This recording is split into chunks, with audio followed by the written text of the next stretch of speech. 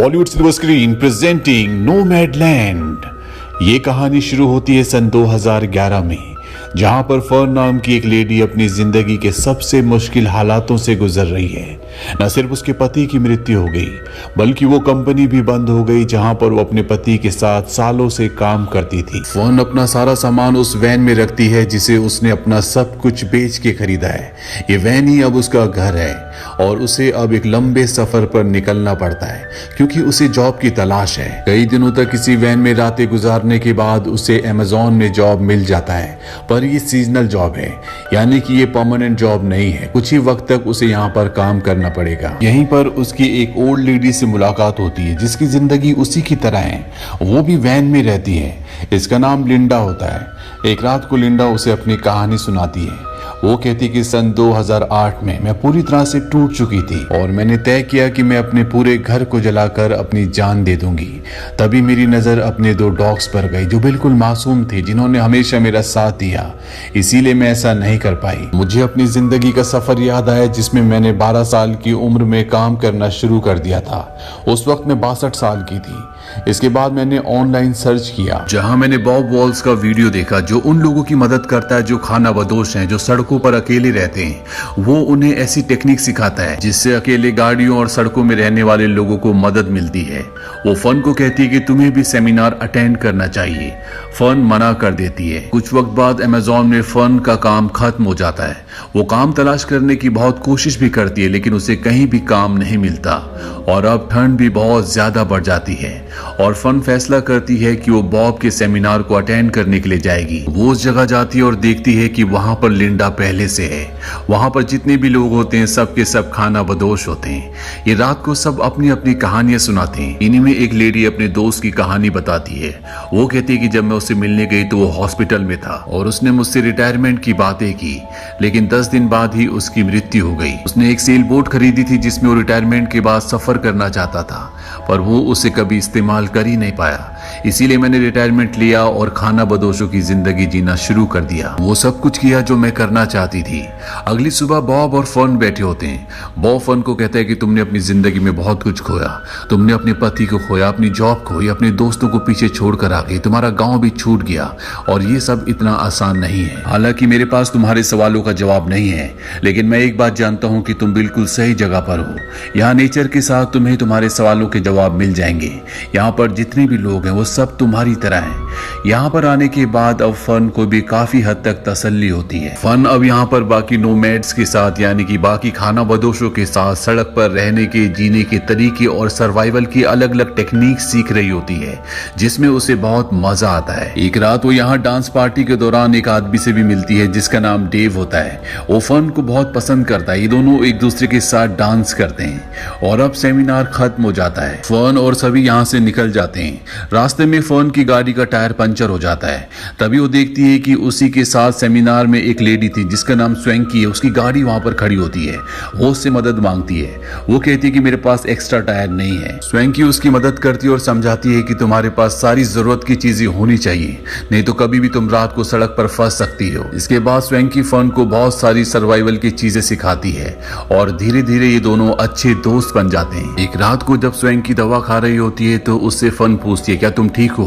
वो बताती है कि डॉक्टर ने मुझे बताया कि मुझे लंग कैंसर है और मेरे पास सिर्फ 7 और 8 महीने हैं, जिस वक्त को मैं हॉस्पिटल में नहीं बिताना चाहती, बल्कि वो सब कुछ करना चाहती हूँ जो मुझे अच्छा लगता है। मैं एक बार फिर से अलास्का जाना चाहती हूँ ताकि मेरे साथ मेरी अच्छी यादें हमेशा रहें। स्वैंकी को अपनी जिंदगी के अंत का कोई भी दुख नहीं होता। वो कहती है कि मैं 75 साल की हो चुकी हूँ, मैंने बहुत लंबी जिंदगी जी है और मेरे पास बहुत सारी अच्छी यादें भी हैं। फर्न अपनी जिंदगी में हर किसी से कुछ न कुछ सीख रही होती है।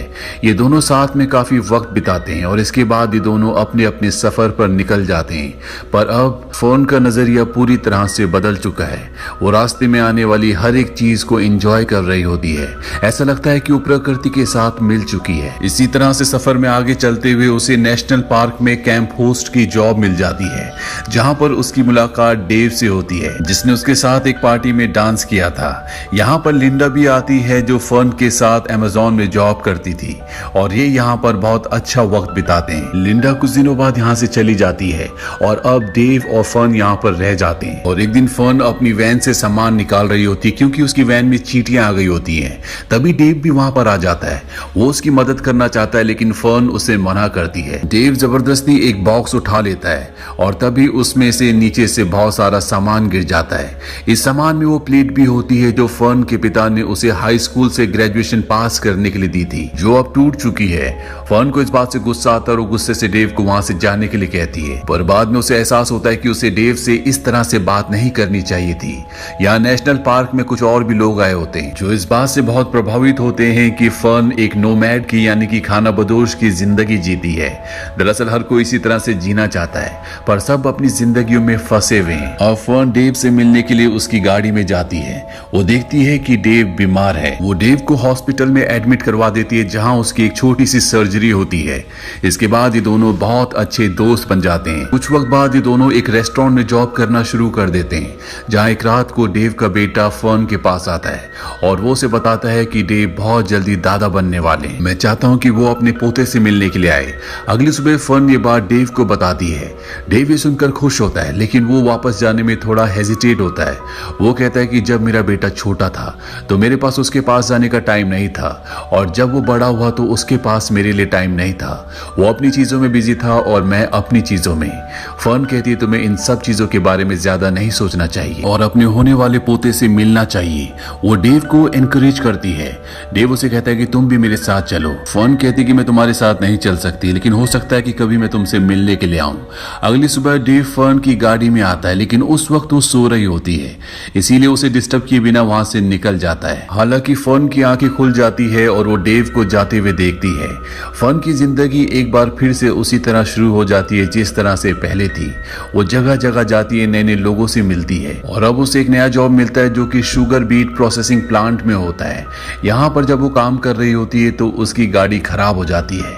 जब वो रिपेयरिंग के लिए जाती है तो वहां पर उसकी गाड़ी में बहुत ज्यादा खर्चा होता है। उतने पैसे उसके पास नहीं होते। हालांकि वो अपने एक दोस्त से मदद भी मांगने की कोशिश करती है पर वहां से उसे कोई मदद नहीं मिलती। इसीलिए वो कैलिफोर्निया अपनी बहन के घर चली जाती है। कुछ दिन वहां रहने के बाद फर्न वहां से जाना चाहती है पर उसकी बहन चाहती है कि फर्न उसी के परिवार के साथ रहे। वो कहती है कि तुम हमेशा से बहुत बहादुर थी, तुमने बहुत जल्दी घर छोड़ दिया और अपने हस्बैंड की डेथ के बाद तुमने नोमैड की जिंदगी जी। तुमने हर एक फैसला अपनी जिंदगी में बहुत बहादुरी से किया। तुम्हें पता था कि हमेशा तुम्हें क्या चाहिए, साथ ही तुमने हमेशा मेरा भी ध्यान रखा। मैं चाहती हूँ कि अब तुम मेरे साथ रहो। लेकिन फर्न एक घर में चार दीवारी में कैद होकर नहीं रहना चाहती। ये बात उसकी बहन समझ जाती है। वो फर्न को कुछ पैसे देती है। अगली सुबह फर्न अपनी गाड़ी ठीक करवा कर वहां से निकल जाती है और एक बार फिर से अपने सफर में आने वाली हर एक चीज को वो बहुत एंजॉय करती है। वो नेचर को एक्सपीरियंस करती है जैसा उसने पहले कभी नहीं किया होता। इसी तरह से सफर में आगे बढ़ते हुए वो डेव के घर पहुंचती है जहां पर वो डेव के परिवार से मिलती है। डेव भी फर्न को देखकर बहुत खुश होता है और एक रात को फर्न डेव से कहती है कि तुम्हारी गाड़ी के टायर्स में हवा नहीं है। डेव कहता है कि मैंने सोचा था कि मैं सिर्फ यहाँ पर एक ही रात रुकूंगा पर अब मैं यही रहूंगा। मैं चाहता हूँ कि तुम भी यहीं पर रुक जाओ।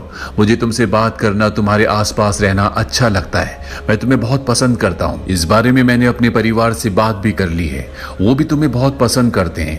लेकिन फर्न उसकी बात का कोई भी जवाब नहीं देती। वो उसके परिवार के साथ कुछ दिन रहती है और एक बार फिर से अपने सफर पर आगे निकल जाती है।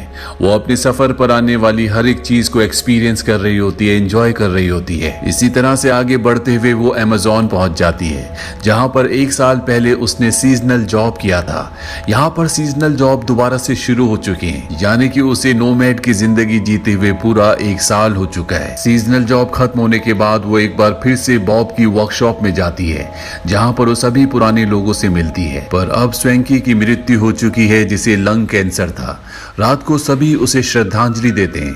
अगली सुबह दिखाया जाता है जहां पर फर्न और बॉब बैठे। फर्न बताती है कि मेरे पति कभी भी अपने पेरेंट्स को नहीं जानते थे और ना ही कभी हमारे बच्चे हुए। अगर मैं उन्हें कभी छोड़कर चली जाती तो कभी रह नहीं पाते, इसीलिए मैं उस जगह से कभी निकल नहीं पाई। उन्हें अपनी कंपनी, अपना काम बहुत पसंद था। सभी लोग उनसे बहुत प्यार करते थे, इसीलिए कभी भी हम उस शहर से, उस घर से बाहर नहीं निकल पाए। मैंने अपनी पूरी जिंदगी यादों में ही निकाल दी। बॉब बताता है कि मैं अपने बेटे के बारे में कभी बात नहीं करता। अगर आज वो जिंदा होता तो 33 साल का होता। आज से 5 साल पहले उसने सुसाइड कर लिया था। वो दिन मेरी जिंदगी के बहुत मुश्किल दिन थे। हमेशा मुझे ऐसा ही लगता था कि मैं अपने बेटे के बिना इस धरती पर कैसे जी सकता हूँ। लेकिन धीरे धीरे मुझे एहसास हुआ कि मैं लोगों की मदद करके अपने बेटे की जिंदगी को एक सम्मान दे सकता हूँ, और मैंने ये काम करना शुरू कर दिया। यहाँ सभी वो लोग आते हैं जिनके दिल में दुख है, जिन्होंने अपनों को खोया है। और इस काम में सबसे ज्यादा मुझे ये पसंद है कि इस काम में कभी भी फाइनल गुड बाय नहीं होता। हमेशा हम ये कहते हैं, I'll see you down the road, और ऐसा होता भी है। मैं उनसे कहीं ना कहीं सड़क पर टकरा जाता हूँ, और जब भी ऐसा होता है तो मेरे दिल को विश्वास होता है कि मैं अपने बेटे से कहीं ना कहीं दोबारा जरूर मिलूंगा। तुम भी अपने पति से एक दिन कहीं ना कहीं, किसी ना किसी दुनिया में जरूर मिलोगी, जिससे तुमने बहुत प्यार किया था, और तब तुम दोनों एक दूसरे के साथ बिताए हुए पलों को बहुत याद करोगी। कुछ वक्त बाद फर्न उसी शहर में वापस लौट आती है जहां पर वो अपने पति के साथ रहा करती थी। कंपनी बंद होने की वजह से पूरा शहर अब लोग छोड़कर जा चुके हैं। वो अपने घर में भी जाती है जहां उसने अपने पति के साथ पूरा जीवन बिताया था। वो बहुत इमोशनल हो जाती है, लेकिन पिछले 1 साल के सफर ने उसे जीवन में इतना कुछ सिखाया है जो शायद उसने पूरी जिंदगी नहीं सीखा था। वो एक बार फिर से अपनी गाड़ी में बैठकर अपने सफर पर निकल पड़ती है। फर्न की जिंदगी से और इस कहानी में जितने भी पात्र हैं, उन सब की जिंदगी से हमें एक बात पता चलती है, इस दुनिया में हर इंसान हर किसी को खोता है। बहुत सारी ऐसी चीजें हैं जो इंसान के हाथ में नहीं है, वो इंसान कंट्रोल नहीं कर सकता। पर वो लोग जो उसी दुख, उसी लम्हे के साथ रह जाते हैं, वो कभी भी जिंदगी में कुछ सीख नहीं पाते। और जिन लोगों के अंदर हालातों से लड़ने की, आगे बढ़ने की चाह होती है, वो न सिर्फ अपनी जिंदगी में बहुत कुछ सीखते हैं, बल्कि दूसरों की जिंदगी में भी एक बहुत बड़ा रोल प्ले करते हैं। जैसे कि बॉब की जिंदगी, उसने अपने बेटे को खोने के बाद भी अपनी जिंदगी को एक नया मोड़, एक नया मकसद दिया, जिससे उसने कई लोगों की मदद की। तो ये थी सच्ची कहानी फिल्म नोमैडलैंड की। इस फिल्म को 93rd ऑस्कर अवार्ड्स में 3 ऑस्कर्स मिले। पहला बेस्ट पिक्चर के लिए, दूसरा बेस्ट डायरेक्शन के लिए, और तीसरा इस फिल्म की लीड एक्ट्रेस को, जिनका नाम है फ्रांसिस मैकडॉर्मेंट, उन्हें उनकी बेहतरीन परफॉर्मेंस के लिए बेस्ट एक्ट्रेस का ऑस्कर अवार्ड मिला। ये फिल्म ईयर 2020 में रिलीज हुई थी। IMDb पर इसकी रेटिंग है 7.4। उम्मीद करते हैं कि ये सच्ची कहानी आपको पसंद आई होगी।